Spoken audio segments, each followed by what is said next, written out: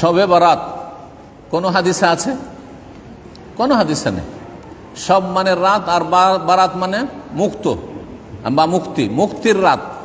তো সব ফার্সি ভাষা। আচ্ছা সেটা যদি আরবি বানা যায় লাইলাতুল বারাত, লাইলাতুল বারাত বলে কোন একটি হাদিস, জয়ীফ হাদিস আছে? কিচ্ছু নেই। তাহলে বোঝা গেল যে এই শবে বারাতের প্রচলন ধর্মটি হচ্ছে ভারতীয় ধর্ম, ভারত উপমহাদেশের ধর্ম। এই ধর্মের আরব দেশের সাথে কোনো সম্পর্ক নেই, কোনো সম্পর্ক নেই। লাইলাতুল বারাত কোথাও খুঁজে পাবেন না আরব দেশে। কথা বোঝা গেছে? নিসফে শাবান সম্পর্কে, শাবানের 15, নিসফে শাবান মানে শাবানের অর্ধেক। নিসফে শাবান বলে যে হাদিসগুলি রয়েছে সেগুলি সবগুলি জয়ীফ না হয় জাল। সুতরাং শবে বারাত মানে শাবানের 15 তারিখের রাতটি সম্পর্কে বিভিন্ন যে আকীদা সেগুলি সব ভ্রান্ত আকীদা।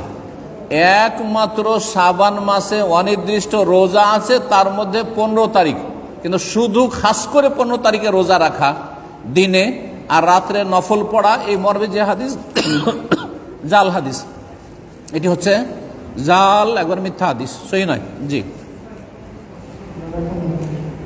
এই রাতটিকে ভাগ্য রজনী মনে করা এটাও বেদাতি আকীদা।